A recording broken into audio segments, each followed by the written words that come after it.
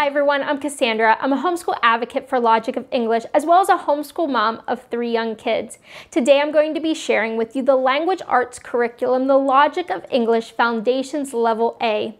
This video is a walkthrough of the Foundations A level so you can get a really good feel for the program, and I'm also going to be sharing a sample lesson within the Foundations A level so that you can really get an idea for what's included as part of a lesson.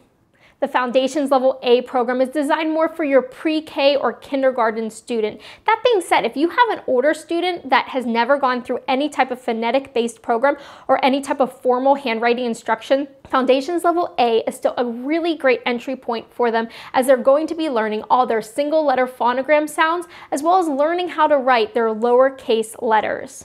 When I was looking for a language art program to use here at our home, I discovered early on that I really needed a program that could really explain the why behind why we spell the words we do, as well as provide my child the tools that they need to be able to really decode words, and as well as being able to use those tools to be able to spell words, instead of just relying upon a list of sight words. Prior to starting Foundations, you will need to decide if you would like your child to learn to write in manuscript or cursive. So when you order your Foundations A set, you will select either that cursive or manuscript style. For your teacher manual, when it comes in, you'll see that the teacher manual includes both the manuscript and the cursive instruction right within the same teacher manual. So the teacher manual is the same for everyone. Where this becomes different is with the student workbook. In Foundations Level A, you can get either the manuscript student workbook or the cursive student workbook. So here's just an example of how you'll see a page that would be in manuscript versus the same page in cursive. If you're flipping through the book, you'll see that many of the pages are all in book face. A lot of the pages throughout the instruction, as well as reading practice, are all written in book face. It's not like if you get the cursive student workbook that every single page that your child is reading is in cursive. Where it becomes important is with the actual handwriting instruction. So the time when you're actually teaching your child those lowercase letters and those strokes, that's where the cursive or the manuscript comes into play. Additionally, when you get your set, you would be selecting the manuscript or cursive. You'll get the different tactile cards, as well as you have game cards that come with the set, and that would be for playing different games and having different activities during the lesson. And so you'll receive a book face set so that when they are reading books, that they are able to really be able to read in book face. And then they have matching cards that go with it that would be either in cursive or a manuscript. So whenever you're playing memory match or you're playing Go Fish, they're actually matching cards up between a cursive G and a book face G, or a manuscript G and a book face G. So now I'm just going to start through an actual lesson within the Foundations A material so you'll get a really good idea of how you would be teaching your children the Foundations A material. So starting on lesson 25, you'll see at the top just the opening area where it says what skills your child is going to be going through and you're going to be teaching your child for that day, as well as the materials needed. You know, I would recommend pulling these materials ahead of time. Maybe it's the night before, right before the lesson, just so you can have those on hand when you're ready to teach. We have the basic phonogram flashcards. When you get the basic phonogram flashcards in your set, you're going to have single letter phonograms as well as multi-letter phonograms within the same basic phonogram flashcard package. I would highly recommend, if you just have a student that you're just working with the Foundations Level A, go ahead and pull out just the single letter phonograms. You are not touching any of the multi-letter phonograms until you get to Foundations B, so it's just going to make it a little bit easier when accessing your flashcards. So for lesson 25, I'm just going to get started in the beginning section, which is the systematic phonics. So you're going to be working on some blends. So I would show my child this card. This is the letter S, Z. So I would actually ask my child, what does it say? And I would work with them and have them say S, Z. It says 2 sounds. And for this activity, I'll let them know that we're only going to be using that first sound, our S. Now I'm going to be bringing up this phonogram flashcard. It's the T. So I would practice with my child, say T. And then I would take the time using only the first sound for our letter S, and I would actually start bringing the cards together for them. So I would say S and say T, S, T, S, T, S, T, S, T, S, T. So you can see as I'm moving the cards closer together, the child is blending those sounds together. After we would practice that S and the T together, I would then bring up another sound, and this sound is our P. So again, I would say P, and they would practice their P. And then I would say, okay, we're going to practice our S again, and now we're going to blend these together. So go S, P, S, P, S, P, S, P. So as you can see, I'm pulling those together as they are practicing their blends. After this, we are going to start going into a new phonogram for the day, and the phonogram is the letter R. I would have my child practice R. And I would ask them, I'd say, can you sing your R? It's because we learn in the foundations and the logic of English level that for our vowels, we can sing. So example, for our letter A, we can go ah, and I can hold out the sound, as well as there's nothing blocking the sound. So I can actually stick my finger right here and go ah, and I can hold out the sound. So when you're working with your child, you actually are, instead of just teaching them a list of, these are the vowels to memorize, these are the consonants to memorize, instead you're teaching them the why, so that then they can, when they are looking at later, when they move into, say, Foundations B, and they see a phonogram that's made up of not just, it's not just one letter, it's actually two letters, and maybe one of the letters a vowel and one's a consonant, and they need to figure out, is that a multi-letter vowel or is that a multi-letter consonant? They can actually know by going back to just being able to sing the vowel, as well as being able to have nothing blocking their mouth, and their teeth and tongue aren't blocking it, that then they know, oh, that's a vowel. So though it might not seem as important in Foundations Level A, it is something you really want to make sure you're teaching so that your kid knows to be able to sing the sound as well as nothing's blocking it. So we'd go through and I'd say for this sound, can I sing the sound? Well, I guess you can sort of like hold out the sound and go, but I say, well, then is there anything blocking? Oh, even though I can sort of slightly hold it out, my teeth are actually blocking the sound. So then I would be able to say, okay, in that case, is this a vowel or is this a consonant? And by them knowing how to determine if it's a vowel or consonant, they're able to say this is a consonant. After they get done going through learning their new sound, then you are going to jump into the Doodling Dragons book. So this Doodling Dragons book is a great book for reviewing the phonograms with your child. It's colorful, it has great pictures in it, and has examples of the sounds, especially when you have letters that are making multiple sounds. It's really helpful for you to be able to read this to your child, and they're able to look at the pictures as well. So I would go ahead and read this to my child, and I would say, let's say this sound together again. Okay, mom's gonna read this. Reindeer run, rabbit romp, robins trill, gorillas tromp. So after reading this, they can see how the R sounds, whether it's in the beginning of the word or if it's in the middle of the word. Additionally, there are songs that go along with the Doodling Dragons book. So if you're interested in that, you can go to the Logic of English website and get those songs. And so then when you are going through that lesson and you're reading through the book, you can also play the song along with it. Additionally, one of the activities that they have as part of the lesson is that you can do a letter of the day. So this, obviously today, is the letter of the day is R. And so maybe you would wear red, or maybe eat raviolis or rice, and maybe read some books about race cars or rainbows. So just little things that you would be doing to emphasize the new letter of the day.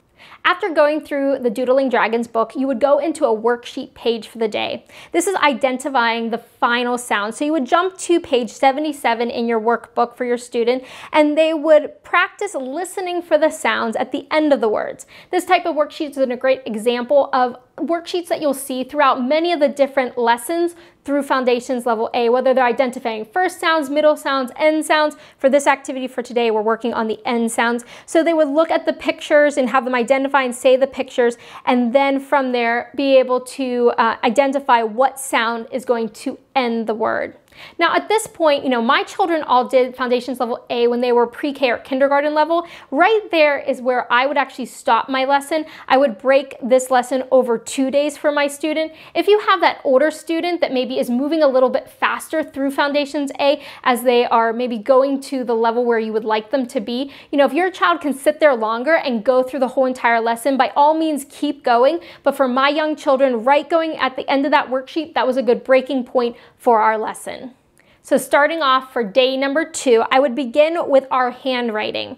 So here in handwriting, they are learning how to then write their letter R. So for the logic of English, the child is first learned how to say all the sounds before they are introduced how to write the sound. So now we're learning how to make R. Now for the handwriting portion, the child is first taught how to make strokes before they form the letters. And I found this very helpful for my family. So say for my kids, if they are interested in how to write a word or they forget how to write a letter, and they would say, Mom, how do I make an R? So if it would say a cursive lowercase r, instead of me just drawing it on a piece of paper and showing it to them, even outside of our lessons, I would just say to them, all right, remember we need to swing, dip, and down.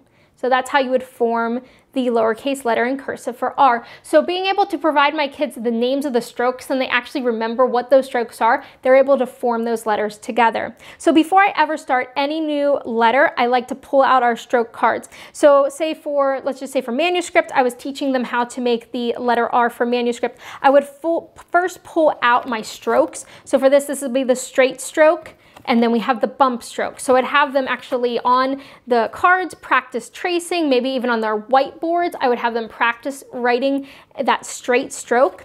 And then I'd have them practice their bump stroke. And then after they've practiced their straight and their bump, then I would put it together and say, okay, we're gonna start on our midline, we're gonna go straight, and then we're gonna go and bump up. So that's how I would instruct them writing their R. Same process, obviously, with the cursive cards. You would still practice your strokes. So here's being like our swing stroke. So they would practice working on their swing stroke as well as their like down stroke. And then we would put them together and we're gonna say, we're gonna swing, dip, and down. So I would go through that with my kids so they're practicing it and then they would go ahead and start writing it. So for this activity, they would then take their whiteboards. The Logic of English has a student whiteboard with one side being much larger. Some kids do really well writing really large, while other kids do well writing smaller. So on one side, it's really large. On the other side, it's a little bit smaller. So you would take your dry erase marker and have your child go through and practice making their letter R, whether cursive or manuscript, on their whiteboard. After they're done writing that, you would ask them to, pick out which one's their best one. Maybe they put a little smiley face on top and they just, identify which one they think was the best. After going through this, you would pull the worksheet page out from your student workbook, and this is the handwriting practice page. Now on this practice page, you will see that there's a lot of different lines. If there's little small lines and it goes to bigger. And it's not saying that your child needs to write the letter R on every single line and a lot of different, 3 or 4 on each line. All it's saying is that every child likes things differently and does things better, different sizes. So some children do really well tiny, other kids do well larger, so they would just pick which one they feel most comfortable with. And for this one, you want them to write 3 times on their favorite line and then circle your favorite R.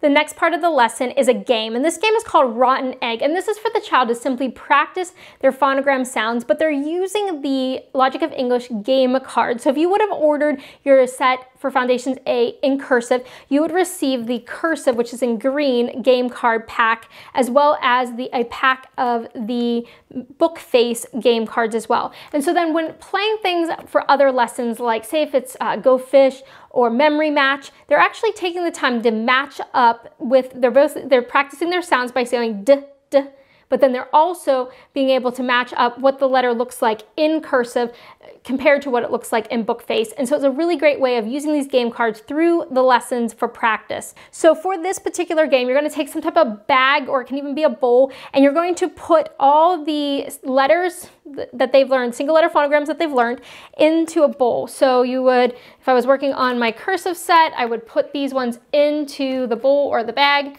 and then we'd mix them up, and then the child would reach in and pull out one of the cards. So this would be a great game you're playing. And then if you would pull out what is the Rotten Egg card, which there's a lot of really creative cards that are included as part of these game card sets. And if they pulled out the Rotten Egg card, then all their cards go back in and you would start it again. A tip here, if you have some older children that are, say, in a different level of foundations, any of the games are a great way to put your lessons together if you're trying to teach multiple kids. So for my family, I've always seemed to be teaching at least 2 kids in the foundations level at the same time. So this would have been a great game that I would then try to put my kids together, and so they're reaching in and pulling out, say for my older child, maybe they're pulling out a multi-letter phonogram card while my youngest one is pulling out the single letter phonograms. So take a look at the games when you're going through the lessons and see if you can combine your kids if you have more than one child going through foundations. The next part of the lesson is spelling. Now, spelling starts in the Foundations program right on lesson 21.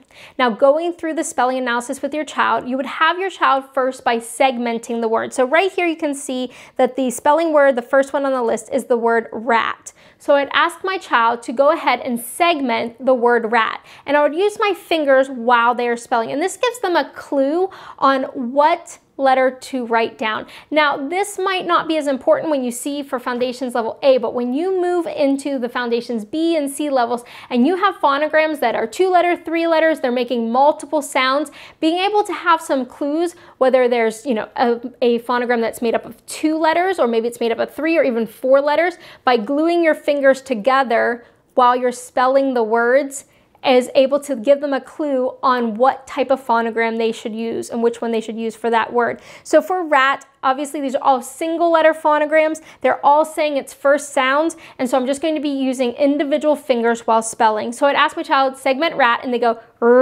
at. So they can see right there, individual letters. And I would say, go ahead on your whiteboard and go ahead and write the word rat. So they would go ahead and write that right on their whiteboard. After they're done writing, I would ask them to go ahead and segment it for me. And I would go up on my whiteboard and they would segment, okay, Mom, go and spell at rat. So I would write it right on the board and have them verify that I, of course, spelled it correctly.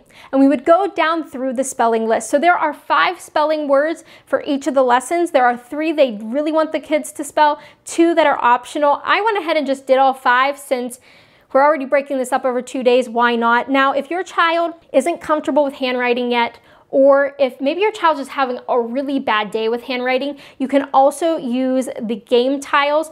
For my home, I added some magnets to the back of them, which I know a lot of other homeschool families do, so that they can move it around a magnetic board. I just use a cookie sheet. So in this case, if my child wasn't at the point that they felt comfortable writing rat, or maybe, you know, they're just having that rough day, they can move the magnets around and use those to spell at that way as well. So after going through the spelling analysis, you move into your very first reader. Now, for the logic of English, which is really fun in the Foundations A level that my children liked, is you actually got to build your own reader. Now, these readers are located in the back of the student workbook, and you just would pull those right out of the workbook based on the one they're to put together. So for this one, they're supposed to put together Reader 1. Now, Reader 1 is called Pig. And so this is one of the ones that my child actually put together, but this would have been just, you know, flat right inside the student workbook, and I would have ripped it out. These pieces of paper come separately, the pictures, and so I start with having my child actually read the book without the pictures, and then after they've finished reading it, then we go back and we actually do it again, and then we end up finding the pictures and they glue those in. So for this one is the book Pig, Reader 1. I'd have them sound it out, pig. Then they would move to the first page, and I would have them sound that out, tag, and then they would go find the tag and, you know, paste that on. Next one, wig, wig, and they would paste that on. Now, if you have a older child and you're looking at this and you're like, this is too easy for them, you know, they're beyond this. You know, one thing that you can do is you can actually just use the cover of the book, and then you can use blank pieces of paper, and you can actually tell your child to write the word. So go ahead and write the word tag and have them actually write out the words and then find the tags and glue those on. So that's always an option that you have if you have a child that's maybe a little bit older who is a little more comfortable reading. For my children, I did this when they were in pre-K and kindergarten, so using the existing book and pasting the pictures on, that was perfect for them at where they were at for their reading level. And that is the end of a Foundations A lesson. I hope this was really helpful for you to be able to see a full lesson and really get an idea for the flow of the material. If you find yourself needing some additional resources, make sure you check out the Logic of English website. There's many resources available for students and parents. If you're looking for just more information about Logic of English or about us, go ahead and go to the Logic of English website. You're going to be able to find some great resources there. And I just want to thank you for watching this video.